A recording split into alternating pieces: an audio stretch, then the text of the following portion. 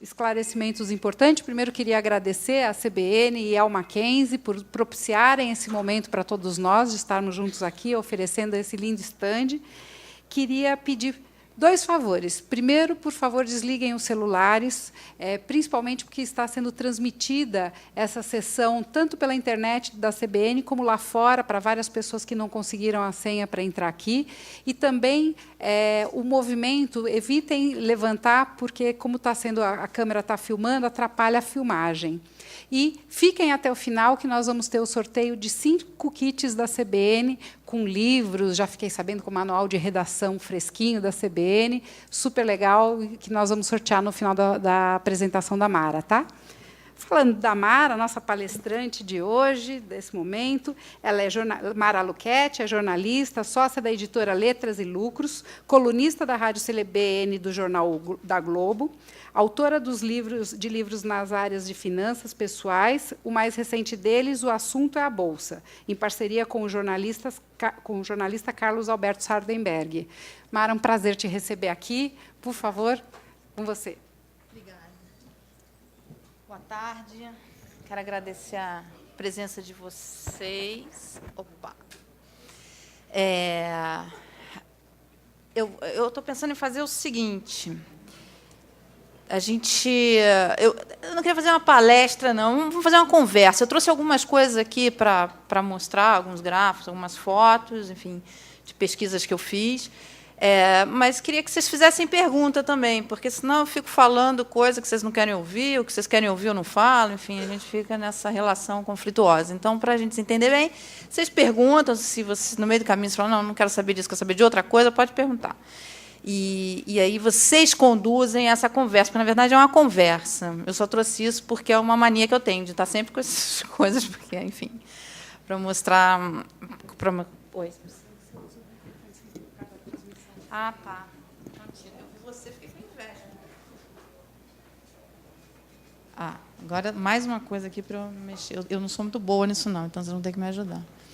Bem, o tema da conversa é o Executivo SA, né, o Executivo do século XXI, que é eu acho que tem tantos novos desafios, é uma coisa tão diferente do que foi no século passado, e eu tenho visto pesquisas, conversado com pessoas sobre isso, enfim, que mostra, que eu acho que vai render um debate bom para a gente aqui. Os 3 pontos principais que eu vejo em todas as pesquisas que eu tenho lido, estudos, professores com quem eu tenho conversado, são esses 3 aqui. São 3 pontos que eu acho que vão... Que eu acho, não, né? Que eu tenho visto nas pesquisas que vai mapear não só investimentos, como carreira, como relacionamentos, casamentos, divórcio, relacionamento com filho, tudo isso. Transparência. Transparência, eu acho que é algo que, cada vez mais, em todas as relações, está aumentando muito, e a tendência é não ter mais espaço para aquelas coisas nas áreas cinzentas, né? Aquelas coisas que a gente não sabe o que é. Enfim, a transparência no relacionamento com o cliente, com o patrão, com a empresa, com o investidor, é imperativa, com o marido, com a mulher, com os filhos, enfim, eu acho que ganha cada vez mais espaço. Segundo, é a responsabilidade social e ambiental. Existe hoje os investimentos socialmente responsáveis, que são investimentos que estão crescendo no mundo inteiro. E o que é isso? Eu costumo falar, você não precisa ser um cara bonzinho para investir em investimento socialmente responsável. Investimento socialmente responsável não é aquele que investe em algo ecológico, não. É o investimento que coloca filtros na hora de escolher ações de empresas ou papéis de renda fixa de empresa, enfim, na hora de escolher onde o investidor vai comprar. Quem está fazendo isso são os grandes gestores de carteiras no mundo. O pessoal que faz gestão de carteira de aposentadoria, de fundos de previdência, enfim, de grandes fortunas, eles estão usando isso, esses filtros socialmente responsáveis. Por que eles estão fazendo isso? Porque são bonzinhos? Não. Porque eles têm a convicção de que a empresa que não passar por esses filtros, ela não vai ter resultados bons. Quer dizer, o que o investidor procura? Ele procura papéis de empresa, ações ou títulos, o que for, de empresas que vão ser rentáveis, que vão pagar os títulos, esse tipo de coisa. E esses gestores, esses analistas, eles falam o seguinte: olha, as empresas que vão sobreviver, as empresas que vão ter a preferência dos consumidores, são as empresas que vão respeitar esses filtros, que são filtros de governança, que são filtros de responsabilidade com a comunidade, de relacionamento ambiental. Por quê? Porque vai ter menos relacionamento com o trabalhador, com o profissional da empresa. Por quê? Porque ela vai ter menos problemas jurídicos, porque vai ter a preferência do consumidor. É por isso, é simplesmente por isso. Enfim, então, existe uma razão para eles estarem procurando esses filtros, né? E o terceiro é a longevidade. Longevidade é uma revolução na gestão, para o RH. Eu acho que eu recentemente participei de uma reunião com executivos da área de RH no Rio, onde eles mostraram uma pesquisa como as empresas encaram a aposentadoria. E eu achei muito engraçado, porque essa pesquisa mostra empresas grandes, né? Mostra que essas empresas não estão preparadas para isso, vão ter que repensar todo o modelo de gestão de RH. Por quê? Porque o que eles têm, quer dizer, o pouco que tem é assim, é um programa 2 anos antes da pessoa se aposentar, então eles colocam para frequentar um programa. Gente, vamos combinar? Você passa longe, né, da sala onde está o programa, né? Porque o cara que entra 2 anos antes naquela salinha onde tem a escolinha da aposentadoria está lascado. Ninguém mais obedece nada do que ele falar na empresa. Ele vai ser simplesmente que os americanos chamam de pato manco, né? Quer dizer, porque ninguém vai falar, esse cara entrou na salinha, pronto. Então, eu acho, pelo que eu vejo, a aposentadoria é eu não gosto desse nome, mas, enfim, que a gente entende como aposentadoria, ele tem que estar desde o estágio. Outro dia eu conheci estava participando de um evento numa empresa, do RH de uma empresa, de um fundo de pensão. E o fundo de pensão, essa empresa contribui, quer dizer, toda a contribuição que você faz, a empresa faz uma contribuição igual, ou seja, 100% de retorno garantido na partida. Não importa se ele comprar títulos da dívida do Iraque, entendeu? A empresa está colocando 100% na partida. E não havia adesão de 100%. As pessoas, os funcionários, principalmente os mais jovens, não aderiam ao fundo de pensão. Aí eu fiquei pensando, por quê? Né? Por que alguém recusa um retorno de, no mínimo, 100% garantido? Ou é falta de informação, né? Ou é porque ele não dá o menor valor ao dinheiro. Ele acha que o dinheiro é uma bobagem. Entendeu? Porque, assim, o outro motivo é porque eu acho que é porque essas novas gerações que estão entrando na empresa não pensam mais em casar com essa empresa e ficar com ela até o final, né? Ele pensa em partir para a vida dele, montar um negócio próprio, trocar de empresa ou fazer uma carreira em outras empresas.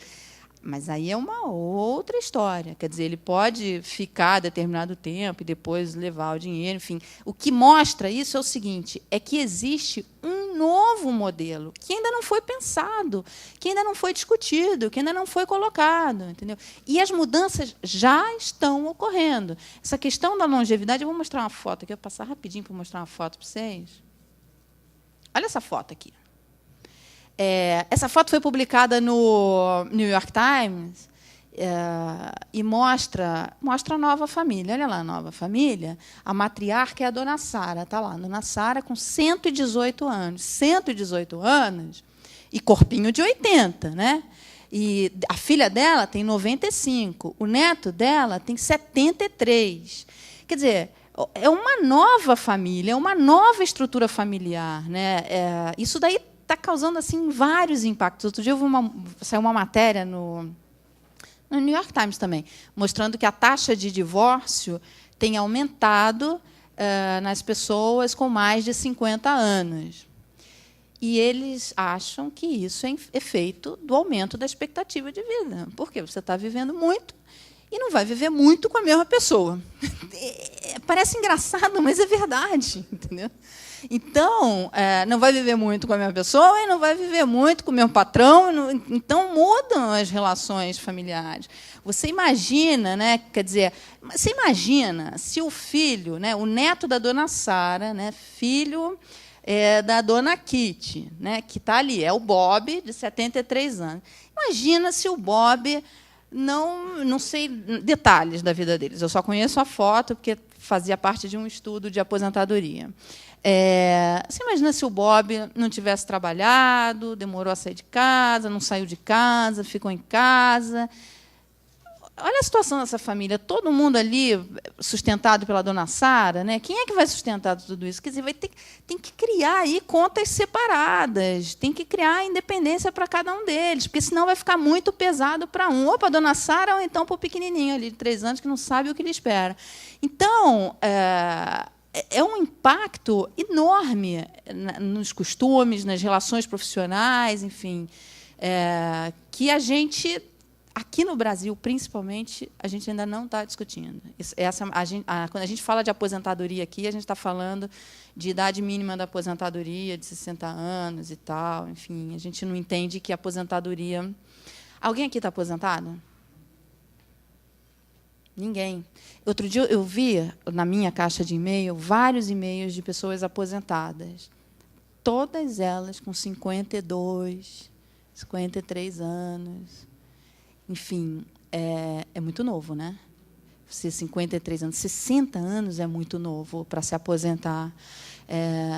Você vai parar, você vai ficar em casa, né? 60 anos. Aliás, esse é um dos motivos que eles atribuem a alta do divórcio acima dos 50 anos. O cara para de trabalhar, fica mais tempo em casa e aí já viu, né? Desanda, né? Aí o relacionamento desanda. E olha só que interessante isso. Tem o quê? Pouco tempo, uns 2 meses, o Financial Times, que é um jornal inglês, publicou uma matéria falando sobre longevidade e tal, e mostrando que as pessoas, mesmo aposentadas, estão buscando empregos, né? Estão continuando a trabalhar. E aí eles colocam as razões porque elas procuram emprego. Claro, a razão financeira também está nesse pacote, mas não é só ela. E tão importante quanto a razão financeira tem a questão de querer se sentir produtivo e querer ficar menos tempo dentro de casa, no convívio com o parceiro. Está escrito lá. Isso é um item, e está escrito lá. É interessante isso.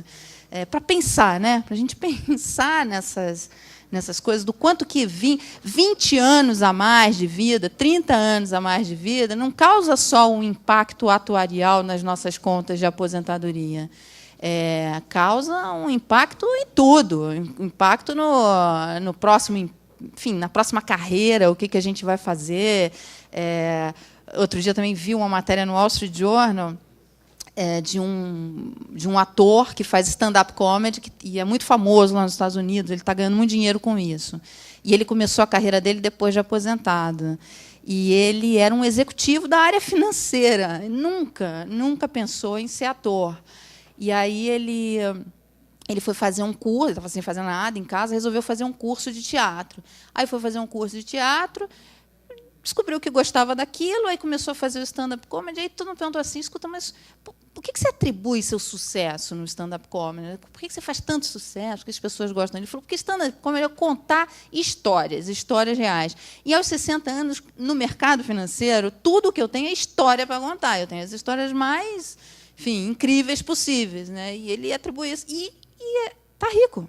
Enriqueceu, depois de aposentado, com uma nova profissão, com uma nova carreira que ele nunca tinha pensado em fazer. Você tem quantos anos? Não, ele ali atrás. Para ele, o que eu estou falando aqui é ficção científica, né?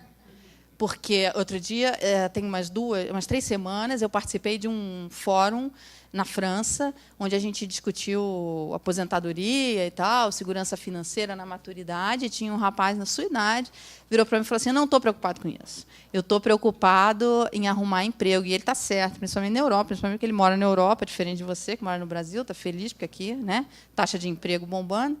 E ele está preocupado comigo. E eu falei para ele, poxa, esse é o conceito errado, é porque a gente ainda pensa na aposentadoria como aposentadoria, e não é mais aposentadoria, é independência financeira. Entendeu? Porque eu falei para ele, aos 40 anos, meu amigo, você vai lembrar de mim, você vai falar assim, eu devia ter ouvido o que ela falou naquela época, porque o que você quer aos 40 anos, você já quer ter uma independência. Independência não é ficar rico, hein? Independência é você ter a liberdade de fazer o que você quer, porque você já não quer mais estar com aquele patrão, você não quer mais estar com aquela empresa, você quer trocar, enfim. E a sua geração, principalmente, eu acho que quer trocar até mais rápido, né? Quer dizer, não chega a ficar tanto tempo numa empresa. Olha, vocês não estão fazendo pergunta nenhuma, hein? Eu estou acabando com o meu estoque de informação aqui e vocês não fazem pergunta. Bem, aqui é uma pesquisa que a McKinsey fez, mostrando o que eles acham que vai impactar no valor ao acionista para as empresas. Porque tudo isso que a gente falou, esses 3 pontos que a gente falou, impacta na vida, no casamento, na relação com os filhos, enfim, tudo isso, mas impacta também no valor para o acionista. Quer dizer, por quê? Porque a empresa vai se beneficiar ou não de acordo com como ela se comporta em relação a esses temas. Eu fiz uma entrevista recentemente com o Carlos Ghosn, que é presidente CEO da Renault, do grupo Renault-Nissan no mundo. E ele tem um programa que é o Women at Renault, né, que eles estabeleceram na Renault, que é um programa para que as mulheres cheguem a postos mais altos. Olha que interessante isso, né? No pleno século XXI, você precisa ter um programa para que as mulheres cheguem a postos mais altos. É incrível isso, né? Você tem iPad, iPod, iPhone, né? Você tem a nuvem, você tem a internet e tal, mas as mulheres estão tentando lá, enfim, abrir algum espaço. E ele diz que isso é importante na guerra de talentos. Ele falou assim, eu não vou conseguir, as mulheres são muito talentosas, eu não vou conseguir, principalmente no Brasil, ele citou o Brasil, ele falou, o Brasil está uma guerra de talentos. É difícil eu conseguir gente boa no Brasil, assim, por quê? Porque as empresas estão pegando essas pessoas. Então, ele falou, se eu tiver se as mulheres enxergarem que na Renault elas têm perspectiva de subir, de galgar outros postos e tal, e de chegar a postos de comando, eu tenho certeza que eu vou conseguir ter uma disputa maior, eu ter uma presença maior de mulheres ali querendo trabalhar na Renault. Enfim, aqui falam várias coisas, a política, relacionamento com o meio ambiente, enfim, todas essas coisas que vão trazer valor para o acionista de uma forma ou de outra, ou na concorrência por novos talentos, ou na briga pelo consumidor, né? Isso aqui, olha, seguro-saúde, né? Ele coloca aqui, seguro-saúde, benefício de seguro-saúde. Esse é um ponto que ganha cada vez mais relevância. Outro dia eu vi um manual. Os Estados Unidos eles têm uma associação dos aposentados, né? Os aposentados americanos é uma associação muito forte, tem um poder político enorme. Eles têm uma revista, a revista tem mais assinantes que o New York Times, para vocês terem uma ideia. Eles têm, enfim, um poder muito forte. E eles falando, orientando, eles criaram um guia ali de melhores práticas para contratar pessoas que já estão aposentadas. Por quê? Porque dizem o seguinte, olha, vai ter um gap aí de gerações, né? Você vai precisar reter esses talentos. Então, como é que você faz para reter essas pessoas, para que eles continuem, depois de aposentado, na sua empresa de alguma forma, não é mesmo no mesmo coisa. Então, a primeira coisa que eles apontam é seguro-saúde. Quer dizer, mais do que o salário é o seguro-saúde, e isso está claro, né? Porque o seguro-saúde, o grande problema... tem um corretor aqui, ó. Ele é corretor. Aqui no Brasil também, né? No Brasil, já estão procurando isso, mas tem que ficar claro que há uma diferença. Você tem que falar no microfone, porque está gravando.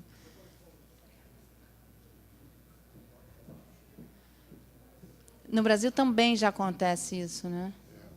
Josafá, eu sou corretor de seguros, a Mara já conhece. O que acontece é assim, eles estão procurando, de fato, isso é um gap a mais, mas o seguro-saúde. As pessoas fazem uma confusão muito grande com a questão de plano de saúde. A Agência Nacional de Saúde, que é um órgão governamental, regulamentou e dividiu o mercado. As operadoras de saúde se dividem em seguro, saúde, medicina de grupo e cooperativa médica. Quando você tem um seguro-saúde na tua empresa, a probabilidade de você conseguir profissionais mais qualificados é muito grande do que simplesmente um plano de saúde. Mas agora tem um outro problema, porque o seguro-saúde ele te dá mais liberdade de escolha, muito não é mais isso? liberdade de escolha. É. E tem uma outra coisa interessante... Desculpa, Mara, a garantia da aposentadoria também. Ah, tá. Tá? Tem um plano de aposentadoria, Isso, né? Agora, o seguro-saúde, qual é o grande problema, né? É que você tem ele, a empresa paga ele para você enquanto você não precisa, né? Quando você se aposenta, que é quando você vai precisar do seguro-saúde, aí você não tem ninguém que pague. É você que vai ter que pagar. Então, é uma coisa que é para pensar, inclusive para você saber onde você vai morar depois de aposentado. Tem pessoas que tem alguns planejadores, alguns estudiosos que falam assim, uma das coisas que você tem que pensar é cidade onde você tem acesso a serviços de saúde mais baratos, bons serviços de saúde. Até me impressionou quando eu vi algumas cidades brasileiras que têm serviços públicos de saúde muito bons, de cidades menores que têm serviços muito... E aí, conversando com um executivo dessa área, ele falou, olha, eu vou, depois que me aposentar, morar em tal cidade, porque ali o serviço é muito bom.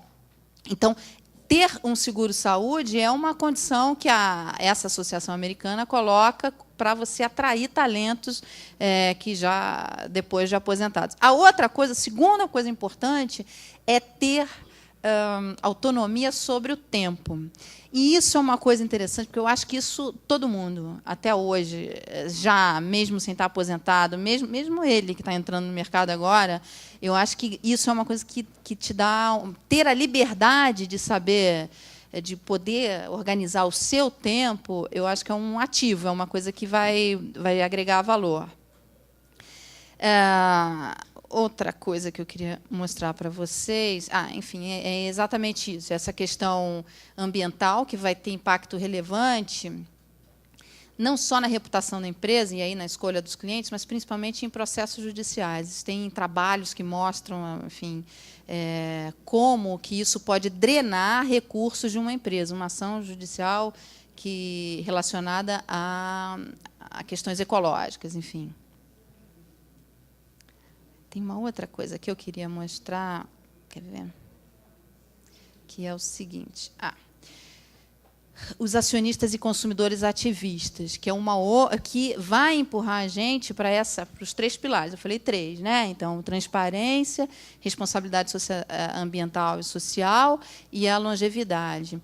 E essa questão dos acionistas e consumidores ativistas, ela responde a isso, né? Essa questão, a primeira e a segunda questão. Isso está cada vez mais forte. Tem um caso muito interessante. Ele fez um dossiê e deu de presente para um jornalista do Financial Times e um jornalista do Wall Street Journal. E foi um escândalo.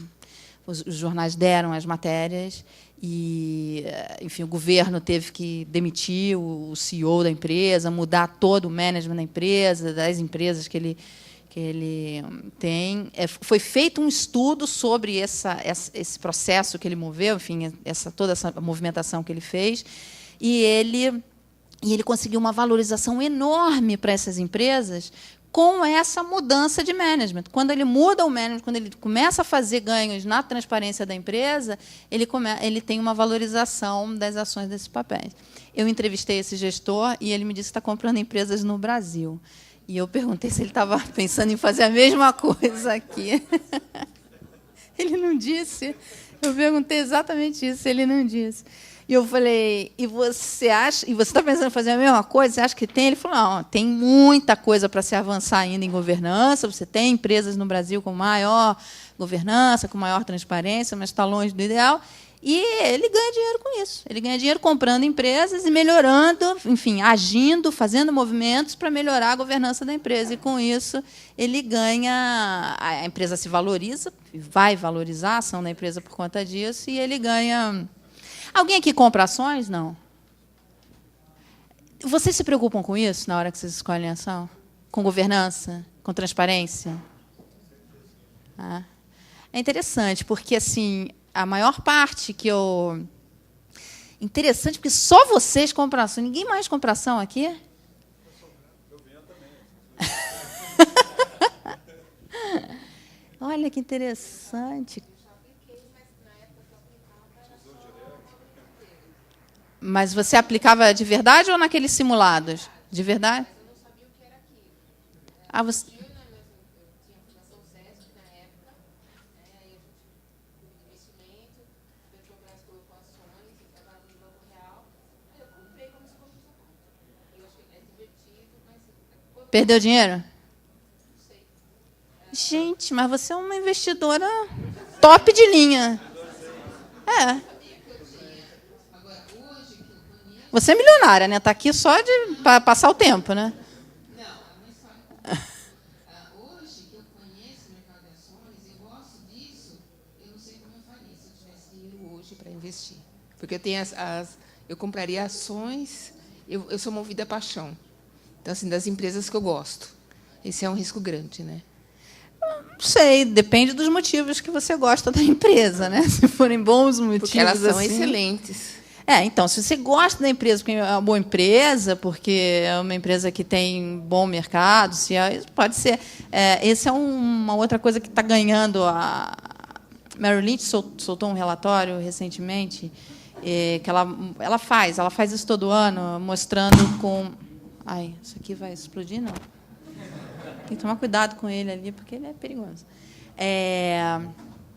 Ela soltou um relato. Ela todo ano mapeia os ricos, os investimentos dos ricos no mundo e tal, como é que está isso.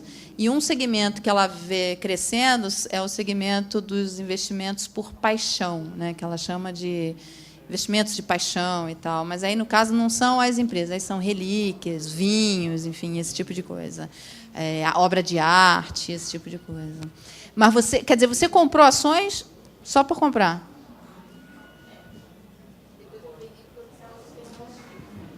Gente, que interessante. Você não sabe nem se ganhou ou se perdeu o dinheiro com ações. Mercado de ações no Brasil, eu acho uma coisa muito interessante, porque, aliás, o mercado, as oportunidades de investimento no Brasil, todo dia eu recebo um monte de e-mail de ouvinte falando qual é a melhor aplicação, onde eu vou ganhar dinheiro, qual é a ação que eu compro, tal, tal, tal. Aí você fica pensando, primeiro, ele realmente acredita que eu sei qual é a ação que vai ter 100% de alta amanhã, semana que vem, mês que vem. Mas não é engraçado isso, né? Oi? Não, mas mesmo quando ele investe para a Previdência, para a aposentadoria, ele quer comprar a ação, lógico, ninguém quer comprar uma ação para perder dinheiro com a ação, mas ele acha realmente que uma pessoa é capaz, que uma pessoa, uma pessoa, e no caso, eu, sou capaz de dizer para ele qual é a ação que vai, ter uma alta, vai deixar ele milionário. Né? E, no entanto, você tem o mercado de ações no Brasil está muito barato, você tem empresas muito boas, você tem empresas pagando dividendos muito bons, dividendos até com taxas próximas à taxa de juro, até maior do que a taxa de juro, e ele não olha, ele está atrás de alguma coisa. Hoje nós falamos no boletim sobre isso, e nós colocamos lá uma foto que um ouvinte mandou de um título do Tesouro canadense, que paga 1% nominal ao ano. Ao ano. O Brasil paga 6% acima da inflação. E o brasileiro acha pouco. Ele fala, mas só isso? Outro dia eu respondi isso para um ouvinte, ele falou, mas só isso? Eu falei, só isso, 6% real ao ano. É muito dinheiro, a gente não tem essa percepção, ficou... E aí, o que acontece? Acontece que a gente vai passando as oportunidades, né? Porque a taxa de juros está aí, o governo disse que vai baixar essa taxa de juros. Já baixou muito, quer dizer, esse papel que eu estou falando já pagou 12. Entendeu? Então, assim, passa, assim, você tem ainda uma oportunidade de grandes investimentos e o brasileiro não percebe. Sabe o que ele está fazendo? Ele está comprando título de capitalização e investindo na poupança.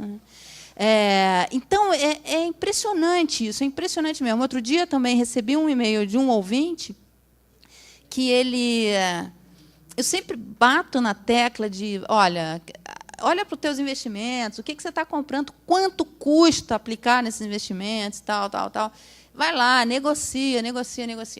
E ele fez isso, e ele conseguiu baixar a taxa de administração dos planos que ele tinha, dos fundos que ele tinha investido. Ele trocou de fundo e foi para um fundo bem mais barato. Ele pagava 2,5% e hoje paga meio, alguma coisa assim. Aí eu falei, olha só, quanto que você ganhou? Você ganhou 2%, entendeu? 2 pontos percentuais ali que você ganha só nesse movimento. Ele está na mesma aplicação, só que ele escolheu uma aplicação mais barata, com o mesmo gestor, comprando os mesmos papéis, só que ele foi por um canal que custava mais barato. Entendeu? E a gente não presta muita atenção a isso. Eu acho que esse ponto, tanto na relação, na vida, no emprego e na relação pessoal, das suas finanças pessoais, estão ocorrendo várias mudanças no mundo que nós não estamos percebendo, e isso vai deixar a gente para trás na competitividade por empregos, porque, tudo bem, né? Você entra numa empresa, começa a fazer sua carreira e tal, mas existe por isso que eu falo que essa coisa de você fazer a aposentadoria só 2 anos antes é um erro. Quer dizer, existe uma vida para você pensar essa sua carreira. Não quer dizer que você não vai mudar. Você vai mudar, lógico que você vai mudar no meio do caminho. As coisas vão mudar no meio do caminho, a vida, a sociedade, enfim, a economia, tudo isso vai mudar. E aí você vai direcionando, mas você tem que ter mais ou menos isso pensado para você ir fazendo suas escolhas. Você tem que ter essas informações para poder fazer essas escolhas. A gente tem desafios, porque você está mudando, o mundo está mudando muito. Outro dia foi capa da Economist, uma matéria capa da Economist, uma das revistas mais importantes e influentes no mundo. Uma matéria com mulheres na Ásia. As mulheres na Ásia não querem mais casar. Não querem mais casar. Eu até entendo por quê. Porque casamento lá significa cuidar da sogra, do sogro, dos filhos e dos pais dela e ficar em casa, né? Assim, direto. Então, elas começaram a trabalhar e começaram a querer fazer outras coisas também. E não querem mais casar. Não querem, mas é um problema sério. Tanto é sério, é um problema... O governo está tão preocupado com isso... que eles estão fazendo campanhas para elas casarem e para mulheres de fora irem para lá para poder casar. Por quê? Porque elas é que cuidam dos parentes mais velhos. Se elas não querem mais casar, alguém tem que cuidar. Quem vai cuidar? O governo. E ele tem dinheiro para cuidar disso? Não tem. Olha essa mudança de comportamento, como é assim uma coisa... Essa questão de ter menos filhos ou não ter filhos. Você, S.A., publicou uma matéria, essa edição, essa última edição que está nas bancas, mostrando mulheres que não querem mais ter filhos. A Previdência, né, o secretário de Previdência deve ficar nervoso de ver isso, porque significa que já estamos com um problema previdenciário enorme, né? Quer dizer, não vai ter gente entrando para cuidar desse povo que está aí, que está vivendo muito, que está vivendo bastante. Então, tem uma série de mudanças, uma série de desafios que, tanto como profissionais, quer dizer, como administradores, como gestores de empresas, como filhos, como pais, como vizinhos, enfim, como uma série de coisas, a gente vai ter que ter um novo posicionamento, a gente vai ter que enfrentar uma série de novos desafios que a gente não está preparado para isso, né? Quer dizer, eu acho que esse é o gestor que eu falei para vocês que investiu na Rússia, investe na Rússia, o governo russo proíbe a entrada dele lá. Uma vez ele foi lá, não pôde sair do avião, teve que voltar no mesmo avião, justamente por conta dessa bagunça que ele fez lá, que deixou eles bem malucos. Bem, voltando à história da governança. Então, assim, essas 3 palavras são muito importantes, né? Governança, longevidade e ecologia, né? A gente pode dizer assim, ecossistema, enfim, responsabilidade ambiental, pode ser, que antes estava restrito àquele pessoal que come comida macrobiótica e que agora não. Agora é um problema de todos nós. Agora, enfim, por mais que você não goste de salada orgânica, você vai ter que se preocupar com isso, entendeu? Você vai, por mais que você não esteja nem aí para o meio ambiente, você não goste e tal, ainda assim você vai ter que se preocupar com isso. Por quê? Porque, caso contrário, você vai você vai perder clientes, você vai perder, a sua empresa vai perder valor, você vai comprar os investimentos errados, enfim, você vai tomar decisões muito erradas. Governança. Governança é um ponto extremamente relevante, e eu achei esse número aqui, eu não tinha noção disso, que a violação da governança tem potencial de diluir o valor das ações em 57%. Eu não tinha noção disso. Eu nunca imaginei que isso tivesse esse poder. E isso, eu conversei com alguns gestores. Hoje, no Brasil, você já tem gestores de ações que compram ações de empresas focando governança, e eles dizem que, mesmo no Brasil, você encontra isso muito forte, até porque você ainda tem no mercado de ações brasileiro uma influência grande dos investidores estrangeiros. Por exemplo, a Petrobras, alguns anos atrás, não assinou um protocolo que tinha contra questões ambientais e tal, de comprometimento, de governança, de corrupção, contra a corrupção, uma série de coisas. Isso tem alguns anos, e eu lembro que, naquela época, foi vários fundos que lá fora que compram Petrobras venderam as ações da empresa, porque ela não tinha assinado. Depois ela assinou, enfim, ela voltou, e eles voltaram a recomprar. Quando tiveram os acidentes com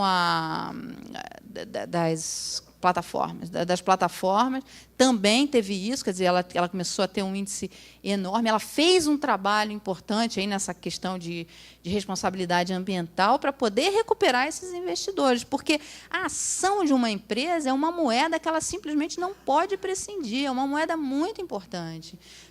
E tem que cuidar dessa moeda, porque se essa moeda perde valor, a empresa fica vulnerável, ela pode sofrer um takeover, vem alguém e compra a empresa, entendeu? Ali na bolsa. Da mesma forma, uma moeda forte é uma moeda que ela pode fazer aquisição, entendeu? Porque ela, ao invés de desembolsar dinheiro, ela desembolsa as próprias ações. E com isso ela faz, enfim, compra outras empresas e faz, enfim, é importante na estratégia dela de expansão, inclusive. Então, manter essa área de relação com investidores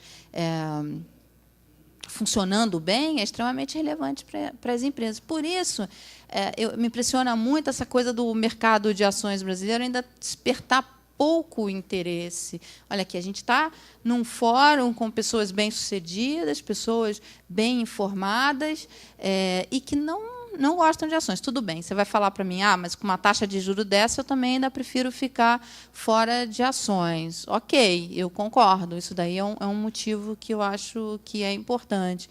Agora, e pessoas mais jovens, né? Por que não compram, por que não pensam em construir uma casa? Você tem ações? Peguei no teu pé, né? Você vai ficar... Então, mas você pensa em comprar ações? Só pensa. Você não compra por quê? Porque não tem dinheiro.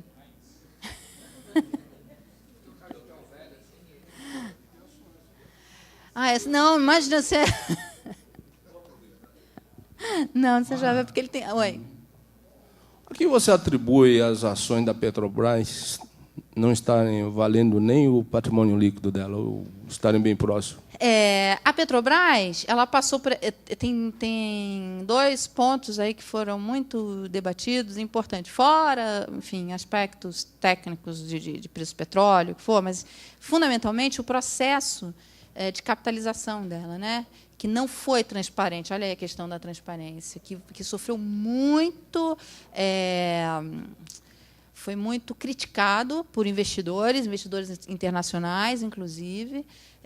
Foi um processo que não teve o grau de transparência, e isso afetou, sim, o preço do papel. Isso, muitos analistas acreditam a essa falta de transparência. Segundo, tem uma série de dúvidas e incertezas em relação ao processo do quanto ela vai precisar, se ela vai precisar de mais investimentos ou não, se vai precisar fazer uma nova capitalização ou não, qual vai ser o custo da extração desse petróleo.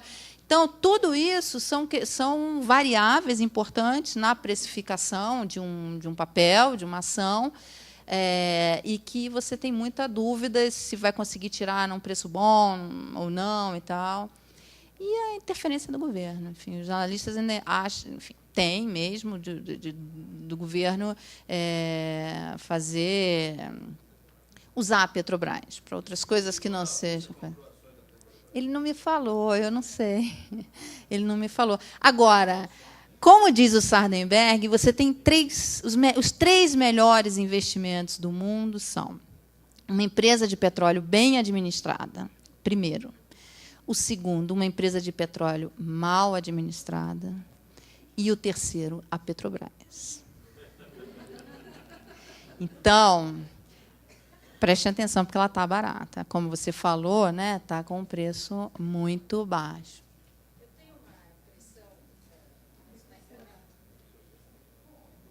Que é um pouco a dificuldade do brasileiro de até investir, falar em investimento, que é um pouco da cultura do brasileiro, de não pensar muito a longo prazo e não ter até uma tradição assim de...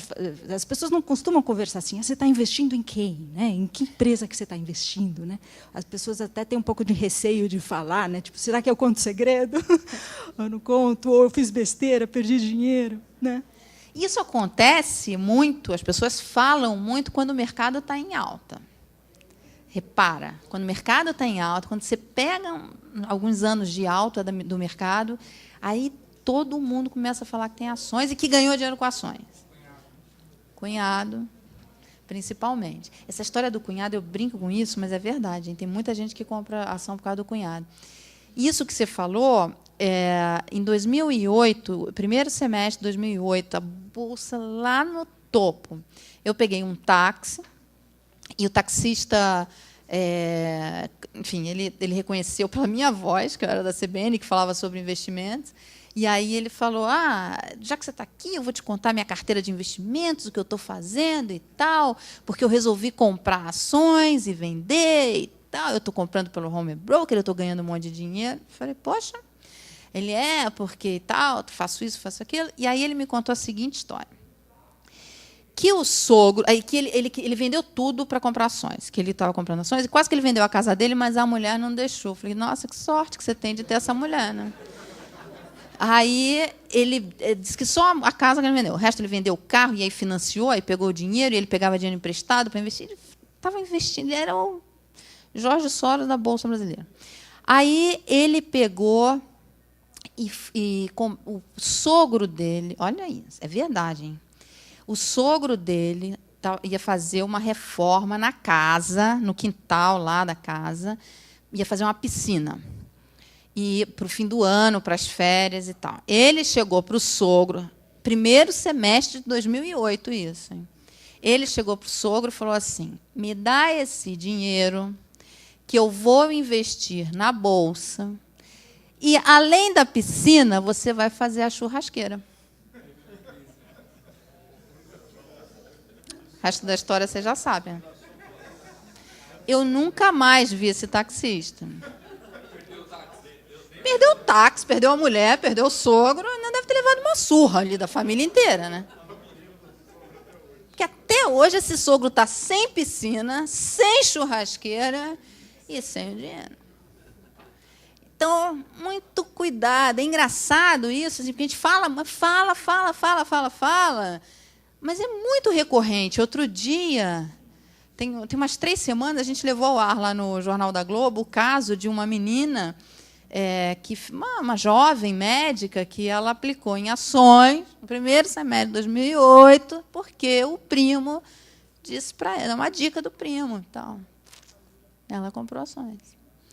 Então, muito cuidado, né? Quer dizer, aí você vai culpar o mercado? Não, não é a culpa do mercado, desculpa. A culpa é sua, né? Enfim. Então, isso quando a bolsa está em alta, todo mundo quer comprar ações. Todo mundo tem um perfil agressivo de risco. Todo mundo é corajoso. Quando teve a crise, logo a primeira vez, lá, quando quebrou o Lehman Brothers e tal, eu recebi um e-mail de um ouvinte que dizia o seguinte: olha, eu eu comprei ações para o longo prazo e tal, mas agora estou muito nervoso porque a bolsa caiu. Ele tinha comprado ações no primeiro semestre de 2008. Eu falei, você comprou para o longo prazo? A gente ainda não deu nem 6 meses e você já está nervoso com esse teu investimento de longo prazo? É aquilo que você falou. É o que você falou. Ninguém pensa no longo prazo. E é interessante isso que você falou, porque essa semana, hoje é terça, ontem, nós falamos no boletim de uma pesquisa da OCDE que eles fizeram, que mostra que isso é um sentimento comum. As pessoas pensam muito no curto prazo. Isso é um comportamento do investidor. Eles ouviram investidores em vários países, em vários continentes, economia desenvolvida, economia em desenvolvimento, emergente, e chegaram a essa conclusão de que as pessoas pensam muito no curto prazo. E é difícil, né? Você realmente pensar no longo prazo é difícil. Uma coisa que eu uso como truque para mim, e que sempre que me perguntam, eu digo que, assim, como investir para o longo prazo, como investir para a aposentadoria, investe pouco. Investe pouco. Porque, se você investir muito, vai fazer falta e você não dura 2, 3 meses esse investimento. Entendeu? Então, vai investindo aos pouquinhos, porque, se é para o longo prazo, vai fazer uma diferença, porque você tem a taxa composta, que vai fazer o trabalho mais difícil. E, enquanto você investe pouco, você não faz falta, você não sente muito esse impacto. Alguém mais aqui investe, enfim, tem uma vida assim, de investidor, pensando na aposentadoria, sabe por que investe? Não, você é? Porque esse é outro ponto, né? Muita gente investe e não sabe para quê. Não sabe para quê, gasta, não investe.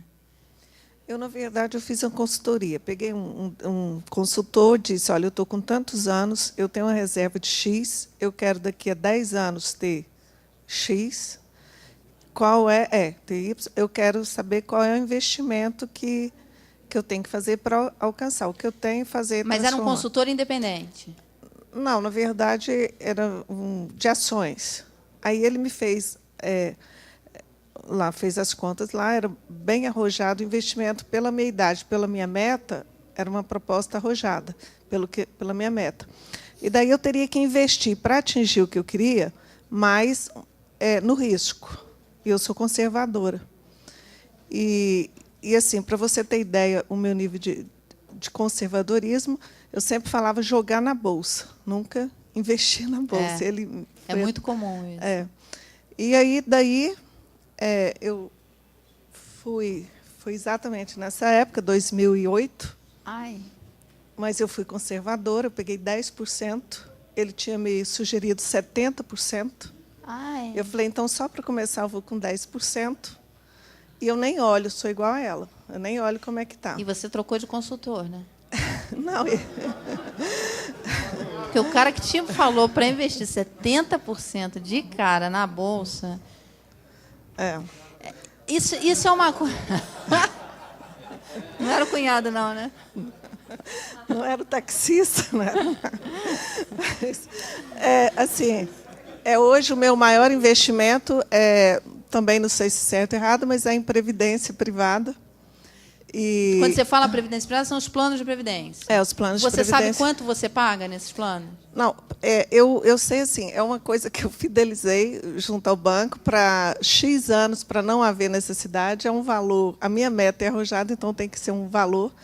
E obviamente, assim, de tudo que estava dentro do meu perfil conservador, a previdência, para mim, era o que mais encaixava. Então, mas a previdência, você tem planos de previdência que tem uma parcela, que podem ter uma parcela em investimento em ações, por exemplo. Não, sim, mas eu fugi. Ações hoje não fale comigo em você ações. Fez sempre. Então, olha que interessante esse caso. Vamos assim conversar aqui um pouco sobre isso.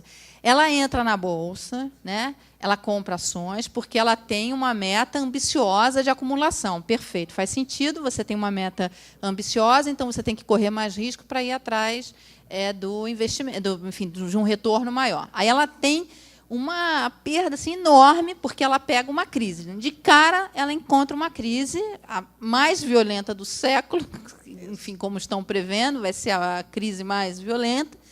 E ela pega essa crise de cara. Aí ela tem uma perda aí que deve ter girado em uns 40%, pelo menos. O único lugar que ela vai recuperar esses 40% é na bolsa. É o único lugar que tem capacidade para entregar isso de volta para ela. Mas ela não quer mais a bolsa. Ela se sentiu atraída pela bolsa quando a bolsa estava em alta. Quando a bolsa está em baixa, que é quando você tem as melhores oportunidades, onde você pode alocar um dinheiro de longo prazo que você não vai precisar e tal, não 70%, né? Vamos combinar. Você pode ir reconstituindo isso daí, aí ela não quer mais entrar. A taxa de juro, para ela recuperar isso daí, não dá. Entendeu? Vai precisar de muito tempo. Então, são essas coisas que a gente... Porque, às vezes a gente acha que a gente é muito conservadora, que o risco, a gente não quer risco, mas é simplesmente porque a gente não entendeu o risco qual é. Né? Eu sempre dou como exemplo a pizzaria do cunhado. Né? Ninguém tem medo de investir o dinheiro lá do plano de demissão voluntária, ou o dinheiro que ele ganhou de não sei o quê, numa pizzaria com cunhado. Ele acha que a pizzaria com cunhado tem menos risco do que a Vale do Rio Doce, do que a Petrobras, enfim. Não, tá.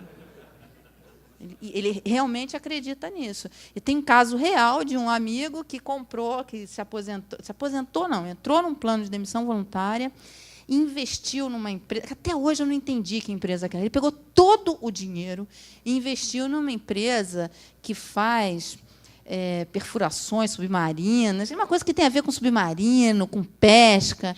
Eu falei, você entende alguma coisa disso? Ele, não, mas é um grande negócio que eu estou investindo aqui. Perdeu o dinheiro. Oi? Dos anos 70, né? Merposa, né, que eles chamavam. Fala. Vou fazer um comentário sobre o que me fez vender.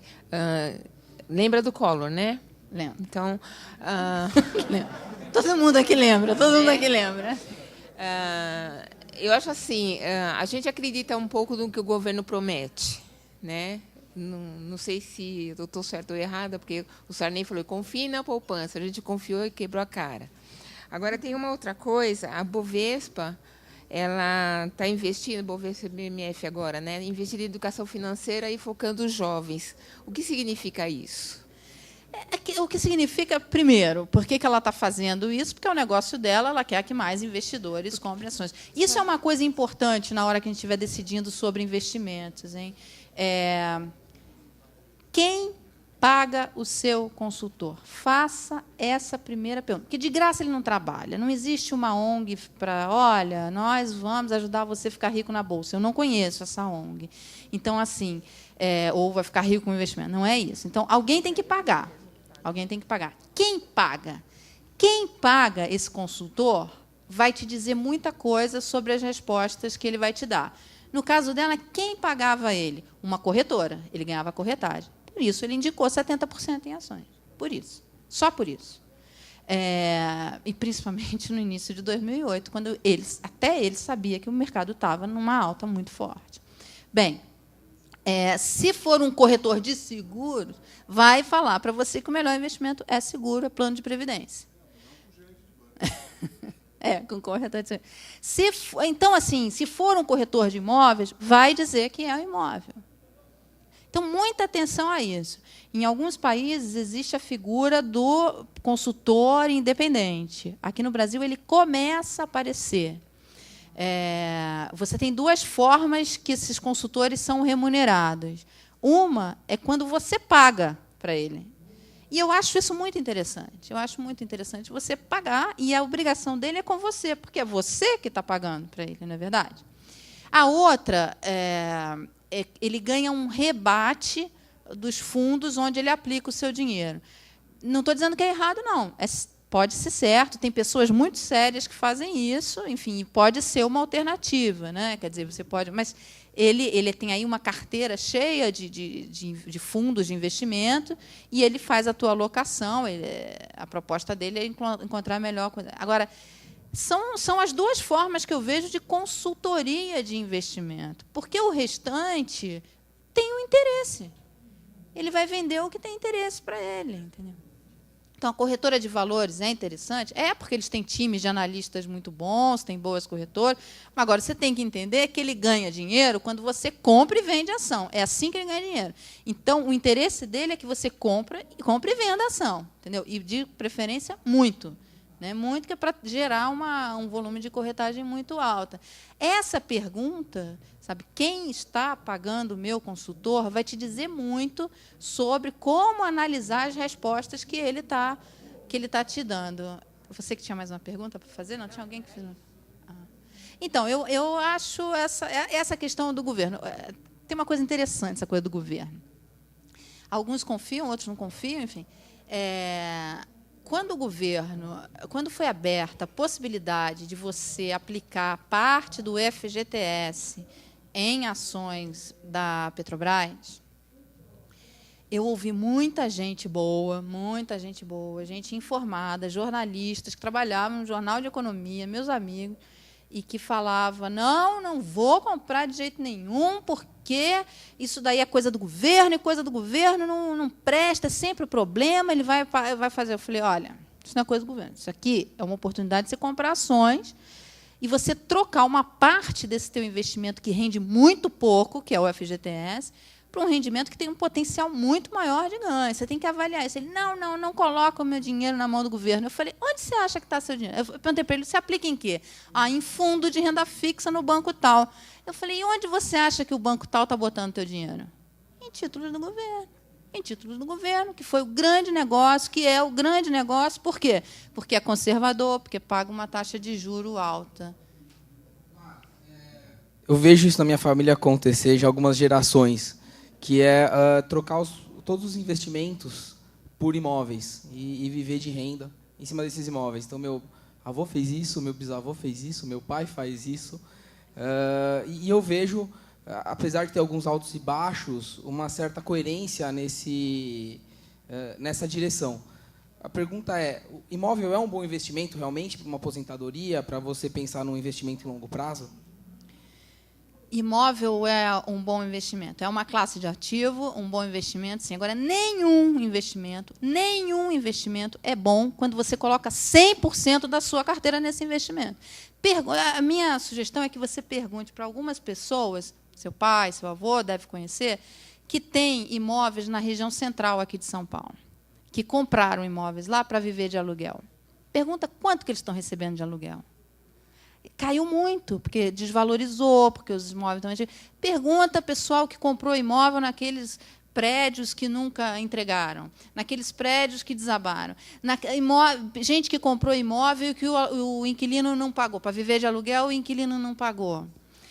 Isso, assim, só alguns exemplos. No Brasil, especificamente, nos últimos anos, agora nem tanto, agora você ainda faz uma conta, mas, enfim, anos 90 e tal, que o Brasil teve, a década passada, o Brasil teve taxas de juros estupidamente altas. Carregar imóvel foi um péssimo negócio naquela época. Vou citar um exemplo real.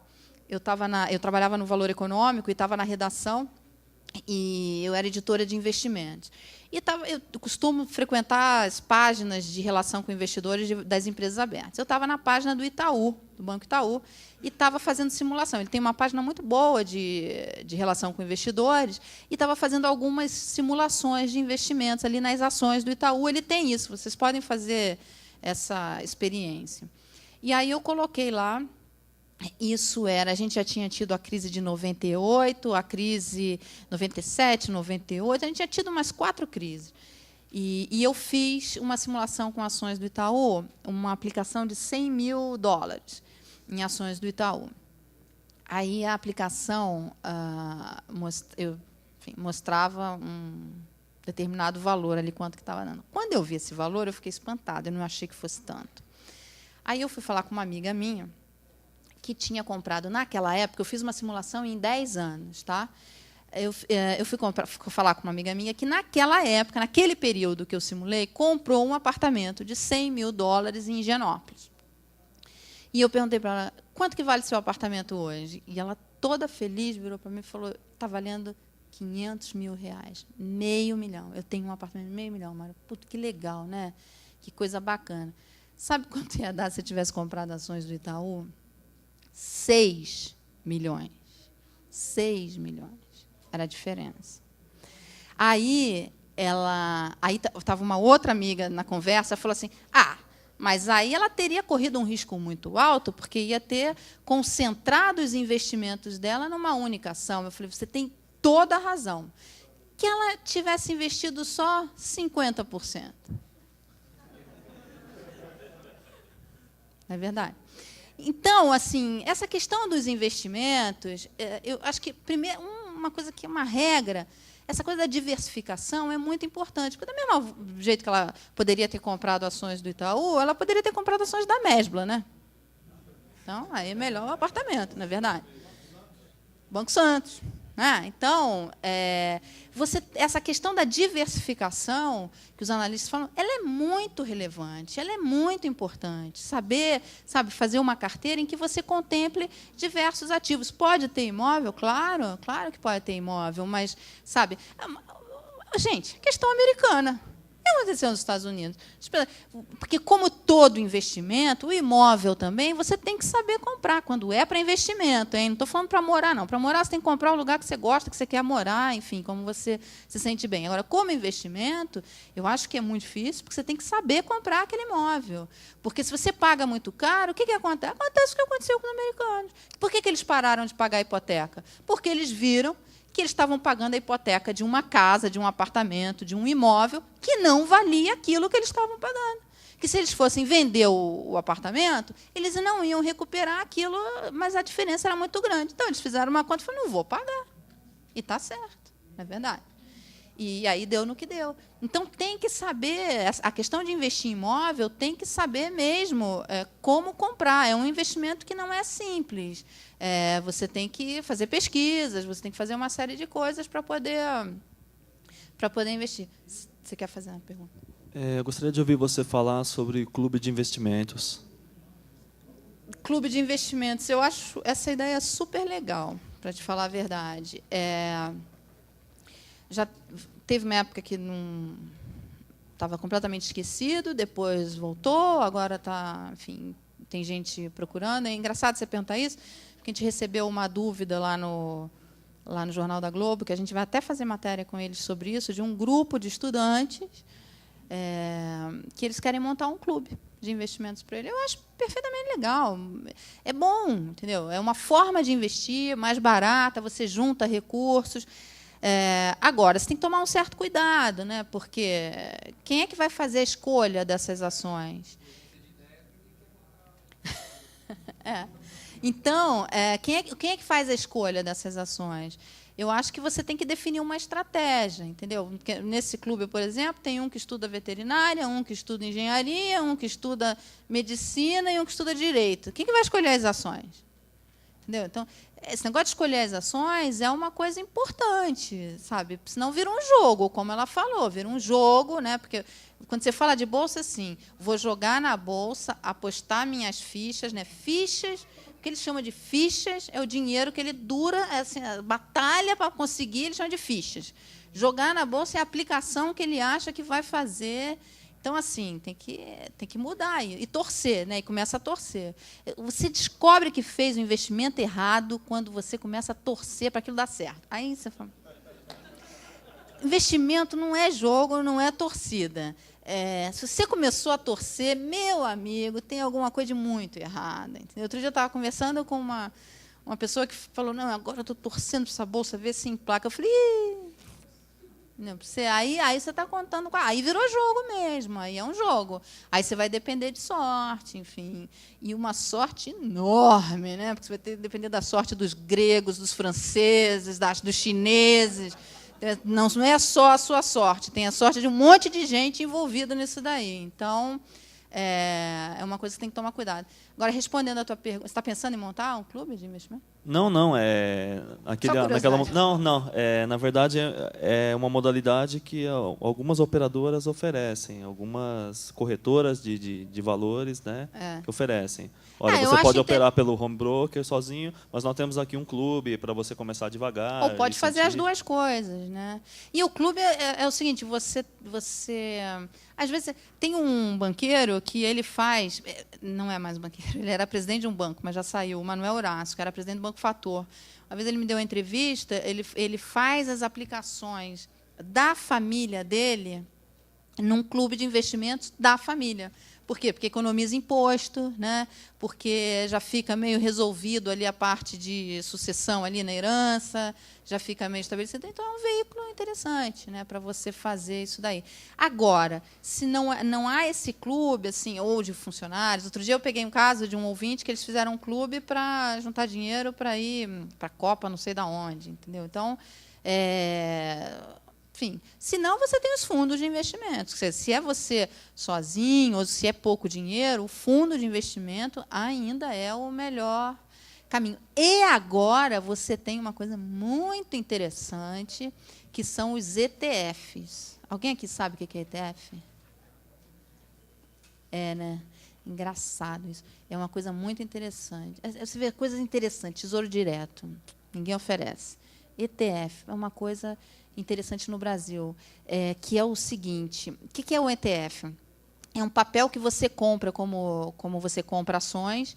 E qual é o lastro desse papel? O que serve? O que é? O que ele representa? Um fundo de ações. Então, na verdade, você compra como se fosse uma ação, mas você está comprando uma carteira de ações que segue um determinado fundo. Então, é mais barato, muitas vezes, do que você aplicar diretamente no fundo. Muitas vezes não, na grande parte das vezes é mais barato do que você comprar diretamente no fundo. No Brasil já tem ETFs. O PIBB, vocês sabem o que é o PIBB? Aquele que foi lançado lá atrás, quer dizer, uma carteira do BNDES, que replicava a carteira do BNDES e tal, de ações. É um ETF, é uma forma de ETF. Já é disponível, as corretoras já têm isso disponível. Você pode comprar, você se cadastra numa corretora e aí compra como se você estivesse comprando as ações. Só que, ao invés de comprar uma ação, você está comprando uma carteira de ações. O que é ótimo, né? Porque que é o princípio do fundo de investimentos. Você, com pouco dinheiro, você diversifica a sua aplicação, que, como a gente viu aqui, é um santo remédio para quem investe. Você vai pagar só a custódia? Não, você não paga a taxa de... Você paga a taxa de corretagem, né? Para fazer a operação, e você tem uma taxa de administração, mas é uma coisa bem menor do que é nos fundos. O que eu vi, daqueles que eu vi, eram assim, bem competitivos mesmo. E eles ainda fazem... Tem alguns que fazem aluguel das ações, quer dizer, quem compra ação no longo prazo... Por exemplo, Petrobras. Você está comprando Petrobras, não deve subir tão cedo, mas, enfim, é uma boa empresa que está barata, que vale a pena você ter essa empresa na carteira. É um bom momento de compra e tal. O que você faz? Enquanto ela está aí, você pode fazer aluguel de ações para outros investidores que querem fazer operações com essas ações e tal. E aí é uma forma de você conseguir... Você aluga, é um aluguel mesmo, você recebe um retorno sobre isso. E os ETFs, alguns fazem isso daí também. Oi.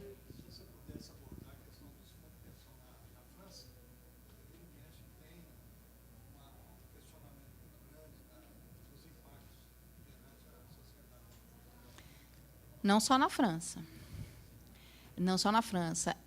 A questão dos fundos de pensão, a questão das pensões, a questão dos modelos, elas estão sendo muito discutidas. A França agora, nesta semana, ela o governo está anunciando o aumento da idade mínima da aposentadoria, de 60 para 62. E isso deve aumentar mais, porque na maior parte dos países europeus, boa parte dos países europeus, não sei se na maior, mas essa idade já está em 67 anos. Quer dizer, isso é uma outra questão. Tem um outro ponto relevante nos fundos de pensão, no mundo inteiro, inclusive no Brasil, que é a mudança do formato deles. Eles, antigamente, eram o que a gente chama de benefício definido, que é o seguinte: você vai lá, faz o investimento e que você sabe que vai ganhar tanto depois que se aposentar. Agora mudou. Agora, a maior parte fez migração para esse modelo de contribuição definida. O que é a contribuição definida? Você contribui primeiro, vê quanto que vai, contribui numa conta individual, cada um é dono da sua conta, no benefício definido, não. Bota um monte de dinheiro lá, fica para todo mundo e depois vai pagando. Agora não, agora é contribuição definida. Você deposita na sua conta lá, e aí lá na frente, essa conta que você juntou, que você acumulou, é que vai dizer quanto que você tem direito a receber. Muito cuidado com simulações em PGBL, VGBL e em qualquer outro produto, inclusive fundo de pensão, quando você estiver se associando a algum, enfim, entrar, se a sua empresa tiver. Muito cuidado com as simulações. Muito cuidado mesmo. Porque, em geral, as planilhas de simulação, elas colocam assim taxas de 12% ao ano, uma taxa média de retorno de 12% ao ano por 30 anos. Cuidado com isso. Isso daí não existe. É muito difícil. É muito, muito, muito difícil. Então, seja conservador nas simulações, que é para você ter uma boa surpresa no futuro, entendeu? Use uma taxa menor e seja bem conservador. Porque aí você vai ter uma surpresa boa, né, no futuro. A pior é você ser muito agressivo na simulação e ter uma surpresa desagradável no futuro. Mais alguma pergunta? CDB, sim. CDB tem alguns bancos pequenos que estão oferecendo 100% do CDI para aplicações baixas, aplicações a partir de R$100. Outro dia me perguntaram o que eu acho disso. Eu acho que, se ele está oferecendo 100% do CDI para um aplicador de R$100, é porque ele não está conseguindo captar dinheiro com outros aplicadores. Está claro isso, né? Então, por que ele não está conseguindo? Não sei. Entendeu? Agora, é legítimo, pode ser um bom banco, pode realmente ser um bom banco. Pode ser que ele não esteja disposto a pagar a taxa que um grande aplicador esteja pedindo, enfim, pode ser muita coisa.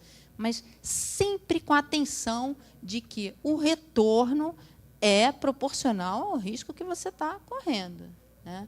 Então, atenção a isso daí. Aí um ouvinte me mandou um e-mail e falou: eu estou comprando ações de um banco tal, eu estou comprando CDB de um banco tal, que está pagando 100% do CDI, e mesmo com aplicações de R$100, eu estou fazendo R$100, o que você acha? Falei, enquanto você está aplicando R$100, tudo bem, porque está garantido pelo Fundo Garantidor de Crédito. Acima disso, eu tomaria mais cuidado, entendeu? Saber que banco é esse, enfim, ter mais informações sobre o banco, porque o CDB você está correndo o risco do banco, você está emprestando dinheiro para o banco, né? Então tem que saber que banco é esse, né? É o caso da poupança. Quando você bota dinheiro na poupança, você está correndo o risco do banco, né? Acima daquele valor garantido lá pelo Fundo Garantidor de Crédito, você está correndo o risco do banco. Então, tem que prestar atenção nisso também. Você trabalha no banco que está oferecendo 100%? Não. Em relação ao 100% que foi dito, depende do período que o pessoal vai lá fazer, porque chega nessa final do ano, muitos investidores tiram dinheiro da aplicação, porque por causa dos impostos do governo. Foi um estudo que eu fiz há um tempo atrás. Antes de fazer qualquer tipo de investimento, a gente faz um investimento de risco ou com risco, né? E na época eu fiz esse levantamento e descobri, né, devido a isso, o pessoal tira muito dinheiro dos investidores por causa dos impostos. Ele só oferece esse 100% nessa época? Geralmente é nessa época, né? Na época que eu fiz um investimento, não estava em 0,90, então não chegava a 100%. Por isso que essa informação chega... Então, está explicado, né? Então, ele tinha mais resgates, precisava ter uma captação maior, foi agressivo na taxa, entendeu? Simplesmente isso. Eu vou precisar encerrar, porque meu tempo acabou. Fala, desculpa. Bom, na verdade, eu queria perguntar uma coisa mais referente ao contexto do profissional do século XXI. Você acha que o profissional, assim, não falando do século, mas da década, ele tem uma tendência a ser mais... a gente ter uma diferença em como o investimento é visto no Brasil. A gente vê na América do Norte e na Europa um apoio, por assim dizer, de toda a mídia, do governo, a mostrar mais os investimentos para todas as classes, incentivar as pessoas a investir em cada vez mais coisas. Você acha que isso, nessa década, tem uma tendência a vir para cá e mudar o hábito das pessoas, mudar o hábito de consumo das pessoas, como as pessoas veem as oportunidades que as empresas dão, esse tipo de coisa?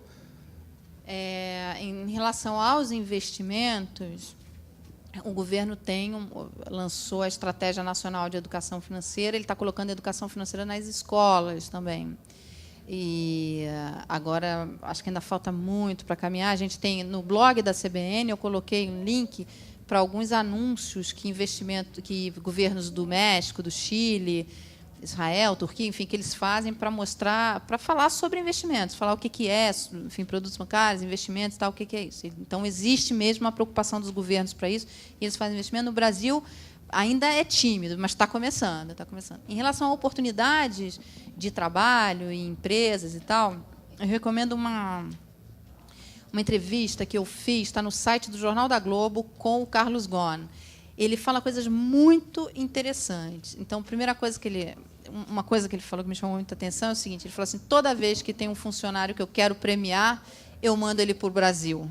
Porque o Brasil está vivendo um momento assim maravilhoso, né? Quer dizer, a gente está disputando muito talentos no Brasil, é difícil de achar. Então, isso significa o quê? Que você que está entrando no mercado de trabalho, que está chegando no mercado de trabalho, está encontrando um mercado francamente favorável, entendeu? Porque, principalmente, você que tem formação, enfim, que já tem, fez investimentos na sua educação. Existe realmente esse gap aí de mão de obra que vai ser um problema para o Brasil crescer, para os crescimentos nos próximos anos. E que, para quem está no mercado, é bom, enfim, porque vai achar colocação, melhores salários, esse tipo de coisa. E outra coisa que ele falou que chamou muita atenção é o seguinte: ele acha que vai mudar. Eu já acabei, eu só vou terminar de falar isso, tá? Ele acha que vai mudar a forma como que as pessoas vão entrar mais tarde na empresa. Isso já é o problema do impacto da longevidade. As pessoas vão entrar mais tarde nas empresas.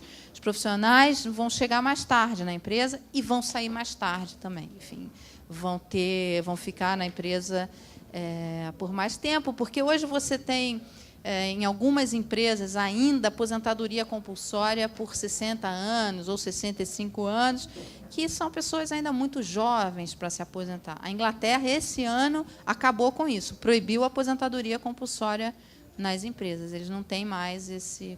Eu tenho que terminar. Se deixar, eu fico falando aqui horas, ela vai ter um negócio. Obrigada, Mara, pela muito participação. obrigada. Tá?